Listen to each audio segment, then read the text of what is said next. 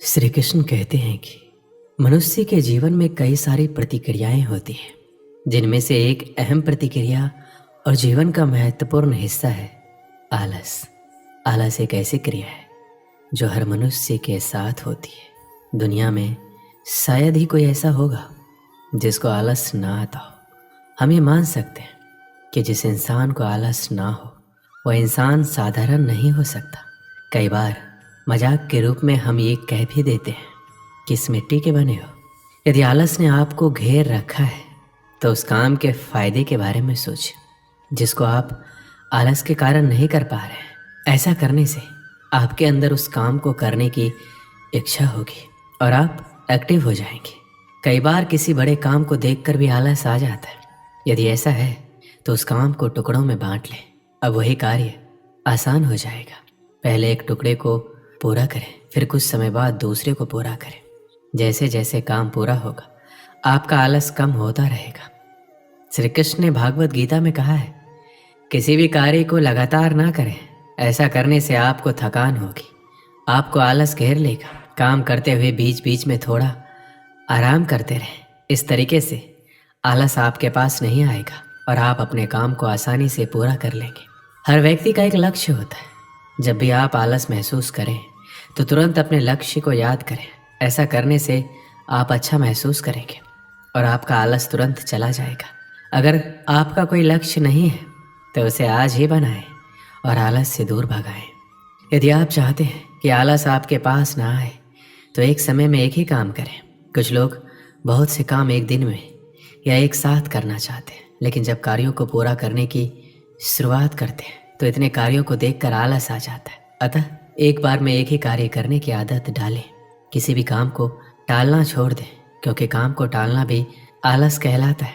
जो लोग काम को टालते हैं वो लोग आलसी लोग कहे जाते हैं। कार्य को टालते रहने से कार्य तो पूरा नहीं होता, बल्कि काम को टालने की आदत हो जाती है। तो कार्य को टालना बंद करो, आलस खुद ही भाग जाएगा।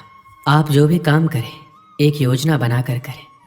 किसी भी काम को योजना के साथ करने से आलस नहीं आता, बल्कि अच्छा लगता है, क्योंकि पता होता है कि हमें कौन सा काम कब करना है। आप अपने योजना में उतने ही कार्यों को जगह दें जितने आप कर सकें। अस्त व्यस्त जीवन से निराशा और आलस ही आता है, लेकिन योजना के साथ काम करने से आपको पता होता है कि कौन सा काम कब और कैसे करना है। ऐसा करने से आप अपने काम को प्यार करने लगेंगे। आलसी होने का मतलब है आप परिवर्तन से डरते हैं, इसलिए हर दिन कार्य को कल पर टालते जाते हैं। कल करेंगे, परसों करेंगे, अतः वो कार्य कभी पूर्ण नहीं होता। क्योंकि हम जहाँ पर हैं हम खुद को सुरक्षित महसूस करते हैं, अतः हम बदलाव से डरते हैं। हमें लगता है शायद हम अपनी सुरक्षा को खो देंगे। कर्म करने से इनकार करना कायरता की निशानी है। आलस्य और कायरता एक समान है। किसी भी इंसान को तब तक नहीं बदला जा सकता जब तक वो खुद बदलना ना चाहे।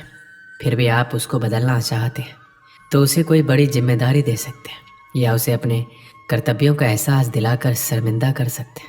आलसी इंसान में आत्मविश्वास की कमी होती है। कोई भी इंसान तभी बदलता है जब कोई उसकी भावनाओं को चोट करता है, इसलिए आप उसकी भावनाओं पर चोट करें।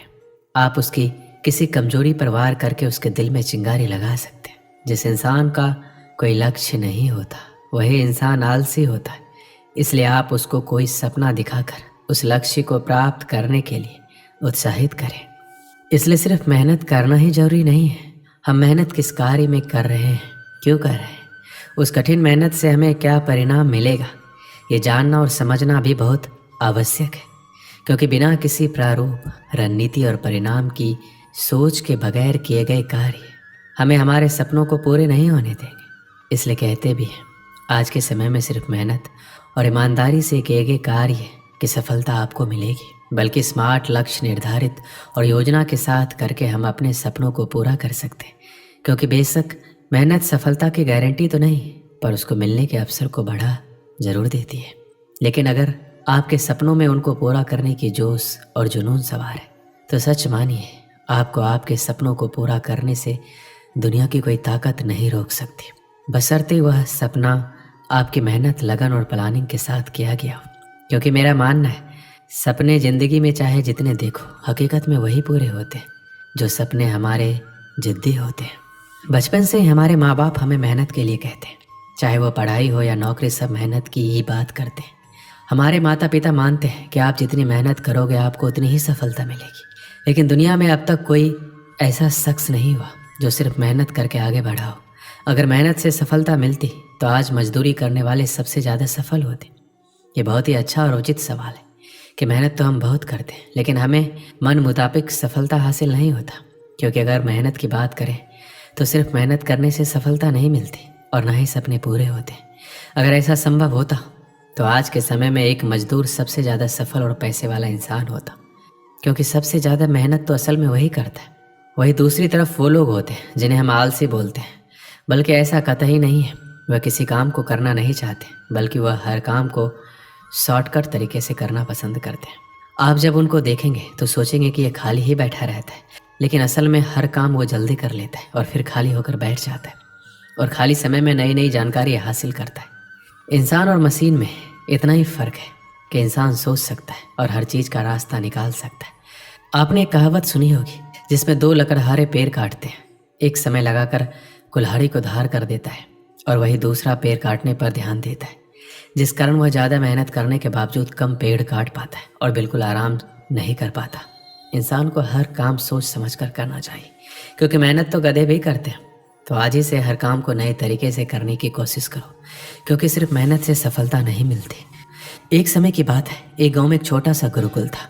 वहाँ सभी शिष्य गुरुजी के मार्गदर्शन में पढ़ा करते थे, लेकिन उन सभी बच्चों में एक विद्यार्थी बहुत ही आलसी प्रवृत्ति का था, क्योंकि वो हर बार आज के काम को कल पर और कल के काम को परसों पर टाल देता था। गुरुजी उसकी इस गंदी आदत से बेहद परेशान थे। इस कारण गुरुजी ने काफ़ी सोच विचार कर उसे कैसे समझाया जाए इसके लिए एक रणनीति बनाई। अगले दिन गुरुजी ने उससे कहा, मैं तुम्हें ये काला पत्थर देने जा रहा हूँ। इसे तुम किसी भी लोहे की चीज़ पर घिसोगे तो वो सोने की बन जाएगी, लेकिन तुम्हारे पास कल सूर्यास्त तक का ही समय है।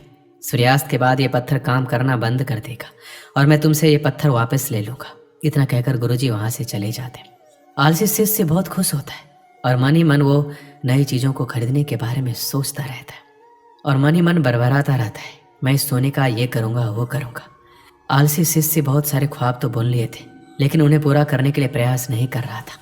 आलसी शिष्य ने सोचा, अभी तो मेरे पास बहुत सा समय है, इसलिए अभी थोड़ी देर सो जाता हूँ। नींद में भी वो आलसी शिष्य बहुत बड़े बड़े सपने देख रहा होता है और बस सोचता ही रहता है। आलसी शिष्य को सोचते सोचते पूरा एक दिन बीत जाता है और वो आलसी शिष्य अभी भी सोच ही रहा होता है। वो बरबराता है, अभी तो मेरे पास पूरी शाम पड़ी है, मैं इन सभी सपनों को बहुत ही जल्द पूरा कर लूँगा, इसलिए अभी थोड़ा आराम कर लेता हूँ और फिर जब उठूँगा तब इन सपनों को पूरा कर लूँगा। जब वो नींद से उठता है तो दोपहर हो जाती है। वो दोपहर का खाना खाने लग जाता है और अब आलसी शिष्य घड़ी की तरफ देखता है, सोचता है अभी तो पूरे 4 घंटे बचे हैं सूर्यास्त होने में, इतनी देर तक मैं क्या करूँगा, इसलिए थोड़ा आराम ही कर लेता हूँ। आलसी शिष्य शाम को नींद से उठता है और घड़ी को देखकर दौड़ा दौड़ा बाहर भागता है और लोहे की चीज़ ढूंढने में लग जाता है। लेकिन रास्ते में गुरुजी उससे मिल जाते और उससे वो पत्थर वापस ले लेते और बोलते हैं, अब तुम्हारा समय समाप्त हुआ, अब शाम हो चुकी है और सूर्यास्त भी हो गया है। आलसी शिष्य को पछतावा होता है और उसे समय के महत्व का एहसास होता है। इस कहानी से हमें क्या सीख मिलती है? हमारा भी यही हाल है, हम भी आज के काम को कल पर, कल के काम को परसों पर टालते रहते हैं, जिसके कारण वो काम कभी नहीं हो पाता। इसलिए तो कहा गया है कि कल कभी नहीं आता, जो करना है आज ही करो। हमें काम को कल पर नहीं टालना चाहिए। जितने भी सफल लोग इस धरती पर हुए हैं उन्होंने समय का सदुपयोग किया है, इसलिए वो सफल हुए हैं। अगर हमें भी सफल बनना है तो हमें आज में ही जीना होगा। दोस्तों, इस वीडियो में बस इतना ही। मिलते हैं अगली वीडियो में। अपना ख्याल रखिएगा। जय श्री कृष्णा।